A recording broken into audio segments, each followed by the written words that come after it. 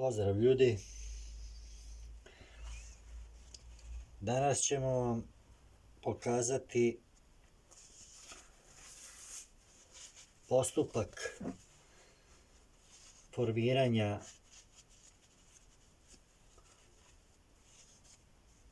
bonsaija. Sve što vam je potrebno od alata, potrebne su vam ovakve jedne sečice i jedne makaze. Ovo je vrsta lonicerija.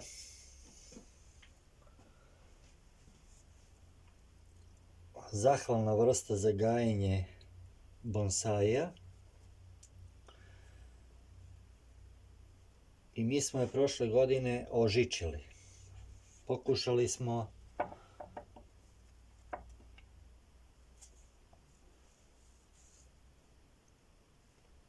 to jeste pokušavamo da je vodimo grane da bude loptasta i u minijaturi.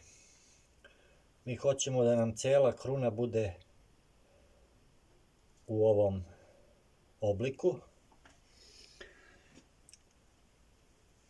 Vi da li vidite kakav ima pokret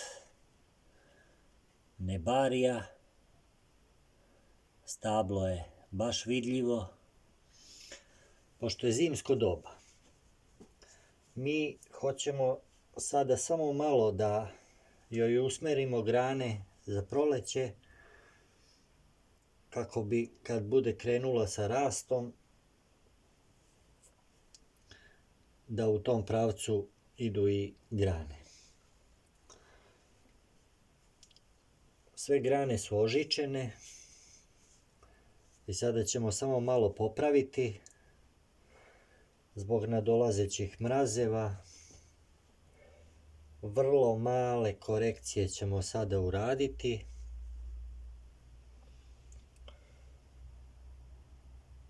kako bi ovaj bonsai što spremnije dočekao proleće.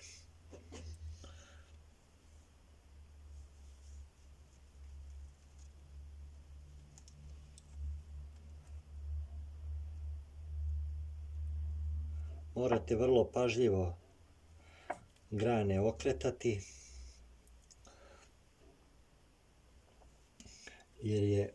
jer su grane jako krte i to morate baš pažljivo da radite.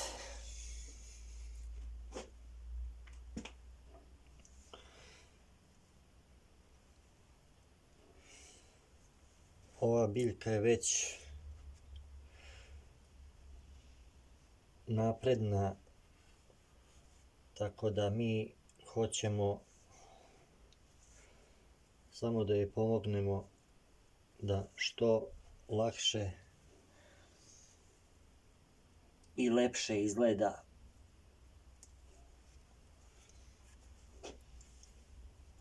U proleće, gde ćemo konkretno što se tiče krošnje da imamo jasniju situaciju.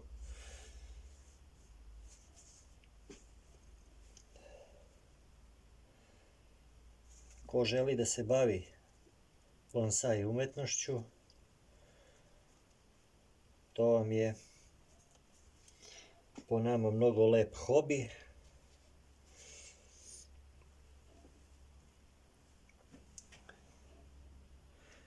Nemate mnogo prostora za nerviranje. Bonsai će vam vratiti svojom lepotom tu minimalnu pažnju koju mu poklonite.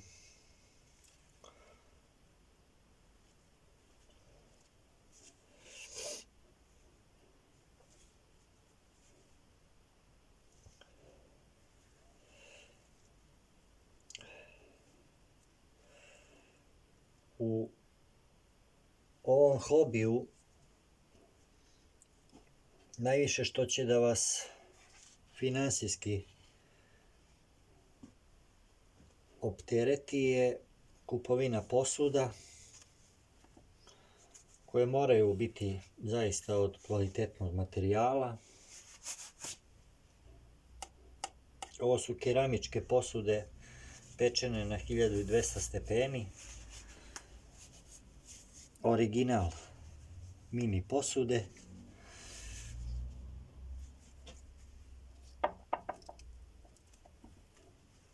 Uklonit ćemo samo neke nedostatke. Da li vidite? Vidite. Uklonit ćemo prvo ovu suvu travu da bismo dobili jasniju sliku.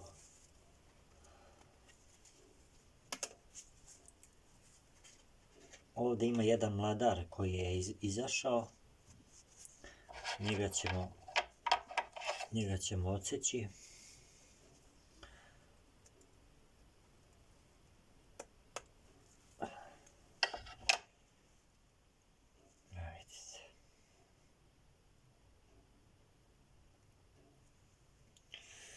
Njega smo odstranili.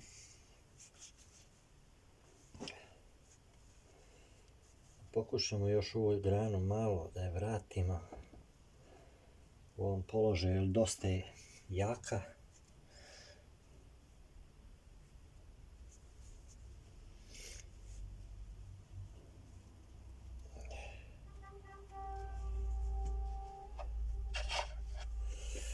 Ovdje imamo jednu granu koja je baš ispod i koja mora da se ukloni. Uklonili smo je. Slobodno nemojte da žalite za orezivanjem. Evo, pokazat ćemo vam sada kako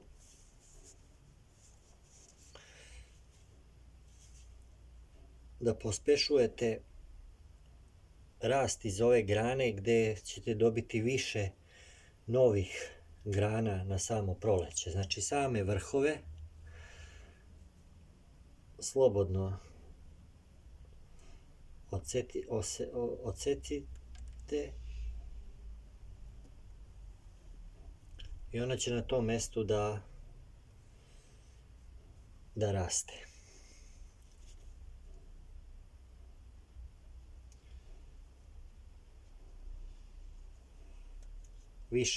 Više grana će na tom mjestu krenuti da raste. To možemo pokazati sada, da približimo samo kameru.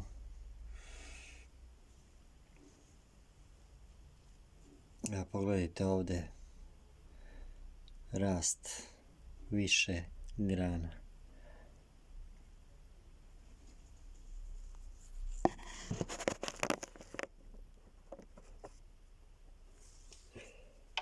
Mi ćemo sad samo svuda unaokolo da orežemo vrhove.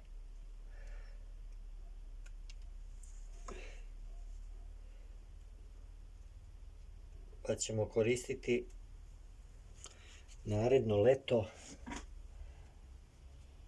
za konkretnije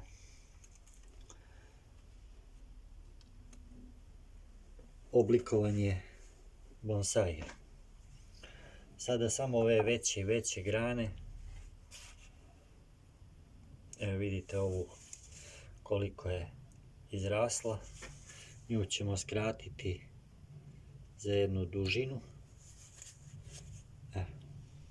Za ovoliko smo je skratili.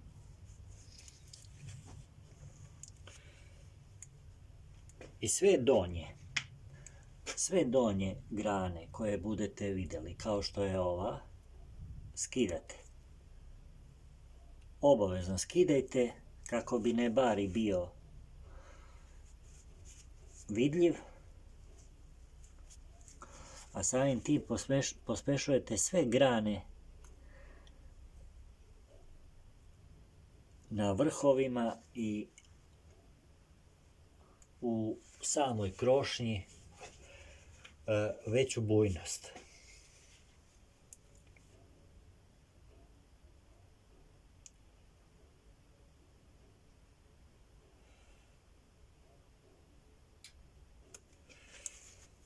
Evo, to je ta dužina, slobodno, nemojte da imate empatije. Lepo podnosi ova vrsta lonicerija, to zapamtite, lepo podnosi orezivanje. Sad se bavimo samo skidanjem unutrašnjih grana koje idu na dole i one nam nisu uopšte potrebne tu. Hoćemo da pospešimo vrhove da idu na gore kako bismo posle radili krošnju i imali gustinu krošnje tokom narednih godina.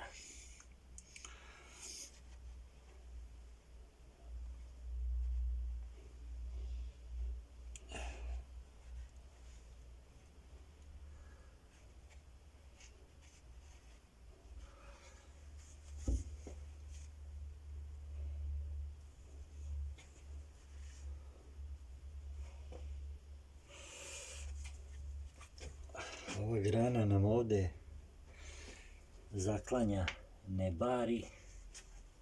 Samo da pogledamo, ipak će nam biti nebari vidljiv sa ove strane, tako da će to sve tako ostati.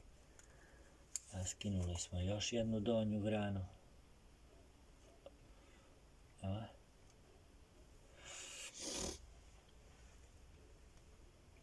Imamo i ovdje jednu.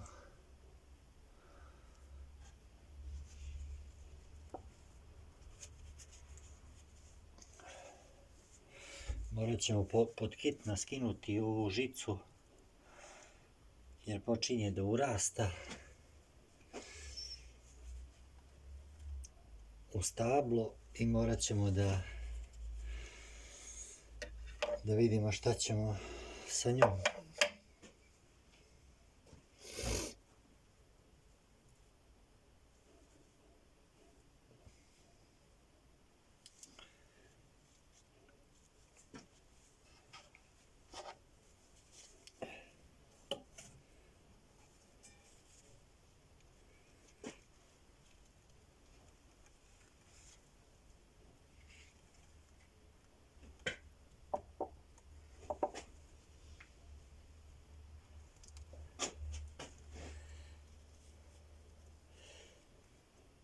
Sve suve grančice skidate prvo, ukoliko ima suvog lišća isto. I nakon toga će vam se otvoriti situacija gdje možete jasno da vidite odakle da krenete i kako ćete oblikovati vaš bonsai u narednom periodu. Mi ćemo sad malo probati pažljivo ovo da izvučemo, ali treba će nam jedan nož da je malo povučemo.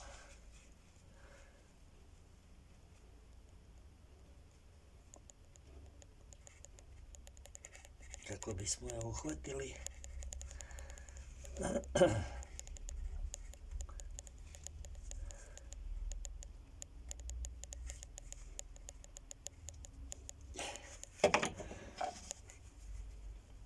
Baš je urasla, ovo nismo smeli da dozvolimo.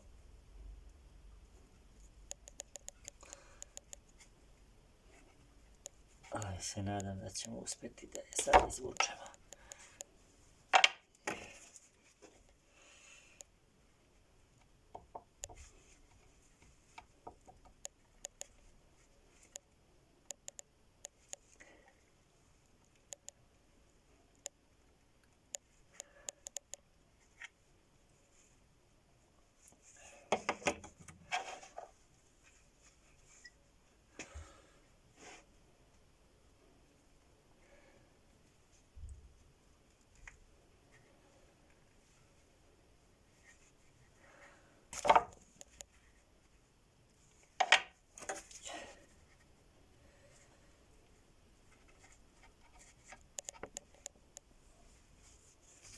morat ćemo na drugi način da probamo, pošto gore u vrhu ne možemo da je priđemo.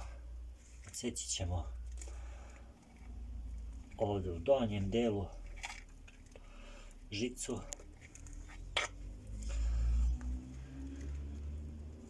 Izvući ćemo je.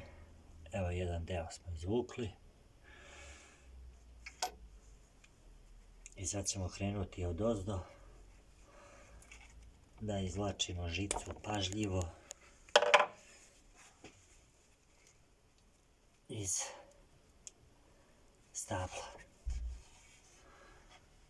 Vidite.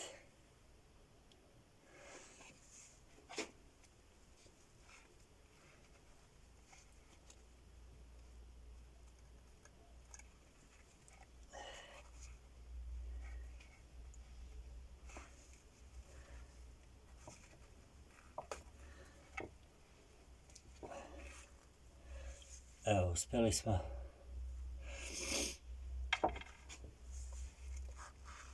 Te ranice će sada da se zarastaju. Neće tu biti mnogo problema. Rekao sam vam na početku ovog videa, najviše će vas koštati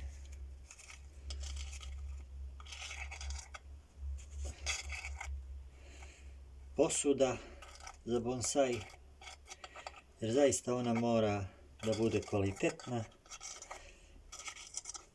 i mora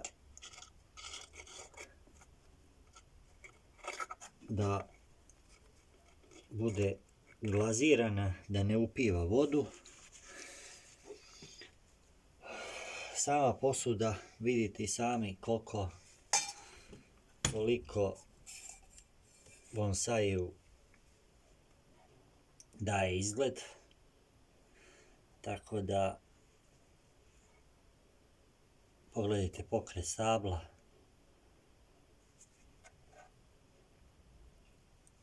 Na primjer, kao što je ova grana što ide na gore, nećemo je sada dirati jer hoćemo da pospešimo vrhove da krenu na gore i da onda radimo na gustini samog bonsaija.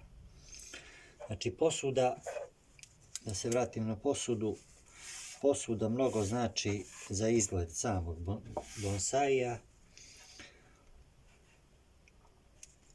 Tako da nemojte štedjeti novac na tome i saditi u razne neke obične saksije. U običnim saksijama možete saditi samo yamadori, biljku koju nađete u prirodi i gdje ćete vršiti trening narednih godina u toj posudi da bi spremili tu biljku za rad na bonsaju.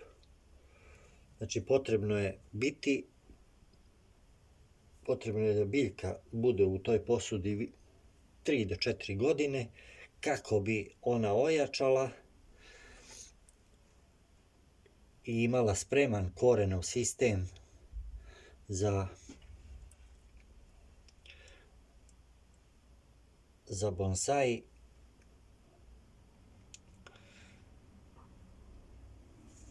U takvim posudama možete, znači, za trening držati biljke, a za bonsai konkretno možete pronaći posudu odgovarajuću sa stopicama i obaveznim rupama. Vidite kako je ovaj bonsai vezan. On ne može da se iščupa dok se ova žica ne skloni. Čvrsto je biljka privezana uz saksiju.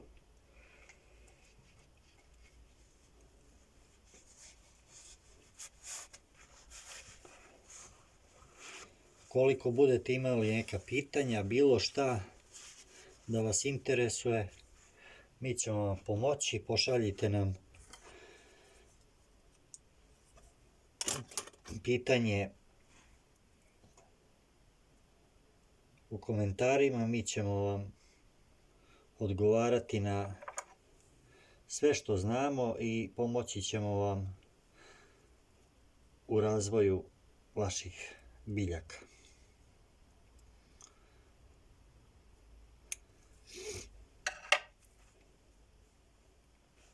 Toliko za danas. Pozdrav, drugari!